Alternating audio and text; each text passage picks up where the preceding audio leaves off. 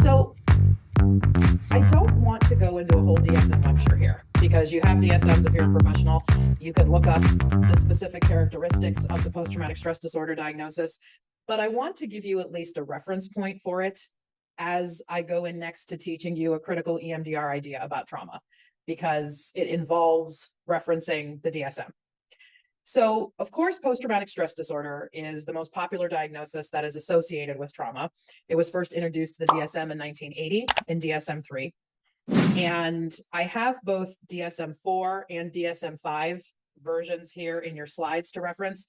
I grew up or was raised clinically on DSM-4, and then the DSM-5 switch happened over a decade ago now, and now there's even a text revision to DSM-5.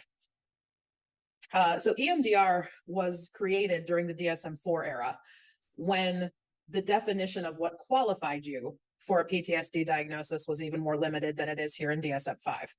So what I mean by what qualifies you for a PTSD diagnosis is, first and foremost, there has to be the presence of a criterion A trauma.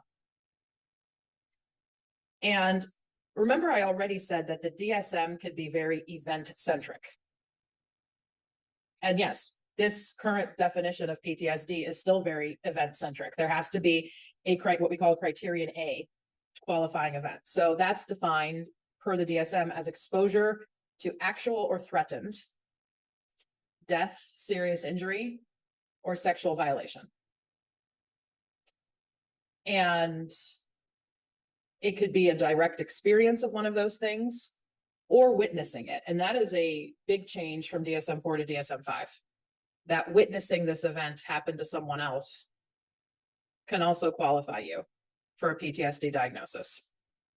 And like with DSM-4, DSM-4 used the language of real or perceived. DSM-5 is actual or threatened. There's this understanding that if the body still registered it as a threat, it counts. Even if, let's say, you weren't actually shot, but there was a fear of being shot because you heard a sound that signaled danger was imminent. And so to diagnose PTSD, you need to have one symptom in each of these next two areas, B and C, and then two symptoms in the following two areas: cognitions and mood, arousal and reactivity.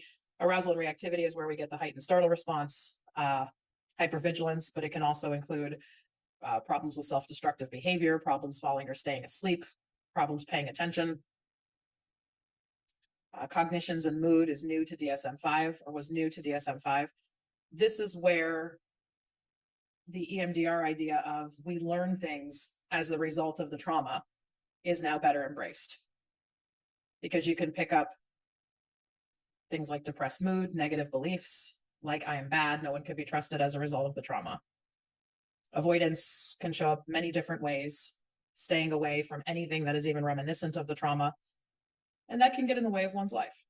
For instance, if you were traumatized in a car accident, and getting into a car may be the way you can most reliably get to work and pick up your children. And then intrusion symptoms can show up a variety of different ways: re-experiencing through dissociative flashback, intrusive thoughts, which don't necessarily need to be a full flashback, other symptoms that signal psychological distress. Some of the hearing voices and seeing things people talk about are better explained as intrusion symptoms. So if you've not fully looked at the DSM diagnosis of PTSD, I encourage you to do that after this course, because you may be surprised that a lot of things you thought were other symptoms of other diagnoses may be better explained by an unhealed traumatic event or experience. One of the other big changes from DSM-4 to DSM-5 is that trauma now gets its own chapter: trauma and stressor-related disorders, whereas in DSM-3 and 4, trauma was simply, or PTSD rather, was simply listed as an anxiety disorder. And there's a couple things that I just want to highlight here. I could only kind of highlight due to time. Is post-traumatic stress disorder is obviously here. Acute stress disorder ties very much into our trauma as wound idea, because acute stress disorder is when you see essentially the symptoms of post-traumatic stress disorder within the first 30 days of an event or experience. And the logic is that if you can treat it,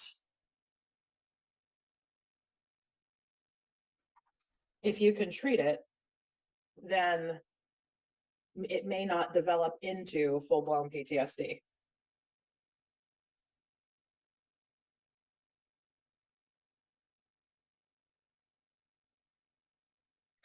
Adjustment disorders, interestingly enough,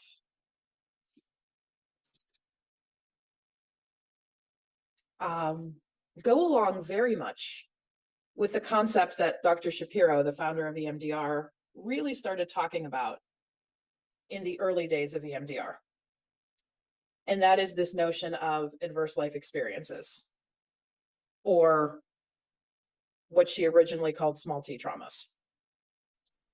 Because we've already established that you can have a PTSD qualifying event: exposure to actual or threatened death, serious injury, or sexual violation, direct experiencing or witnessing. But as Shapiro herself recognized in the late 80s, there are some life events and experiences that are definitely wounding, but may not necessarily easily meet the neat DSM criteria or criterion A definition. Like Daniel's saying here, the event must be actual, so I was never traumatized by The Exorcist, news to me. That might be something that I'm getting at here in this question. What are some other adverse life experiences that can definitely be framed as traumatic or wounding, yet they may not automatically suggest PTSD? Because yeah, the DSM-4 language uses real or perceived. So I would say watching The Exorcist could potentially, especially for a developmentally vulnerable child, could be perceived trauma for sure. And that language shifted a little bit to actual or threatened. But using the guided chat, I think a lot of us have an understanding of what Shapiro originally called the big T traumas are: going to war, surviving an accident, surviving a violent crime, a sexual assault, being a civilian in a war-torn area. But what are some other adverse life experiences that a person can come out of, feeling they've been wounded, but may not necessarily talk about them as PTSD?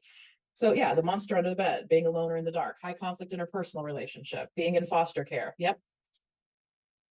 Yeah, especially if the parents said the monster under the bed would show up at night if you didn't behave. Grief. Yeah, grief is interesting. I just want to speak briefly to grief.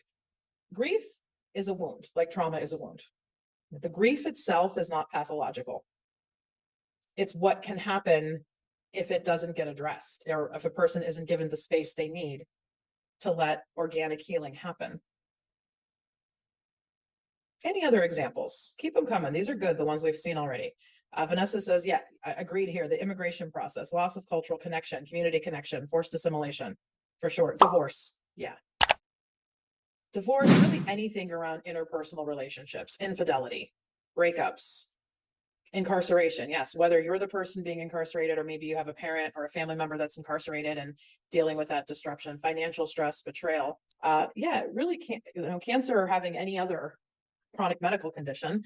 And something like cancer can, depending on the kind and the type and how early it was detected, may very much have a life-threatening quality to it.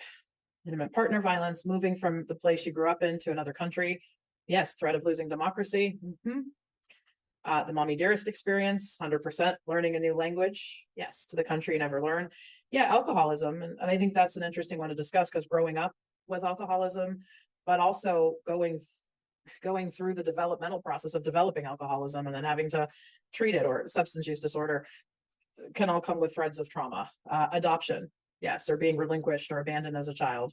Orphan children being emotionally wounded by adoptive parents. Yeah, you're all getting at really good examples here. I would just add anything, and some of you touched on this when speaking about immigration process, really anything connected to oppression and discrimination. Being othered for who you are, often in very cruel ways, can certainly be framed as a, I would say, not just one trauma, but a series of traumas. That's why I really like this idea of calling it an experience instead of an event.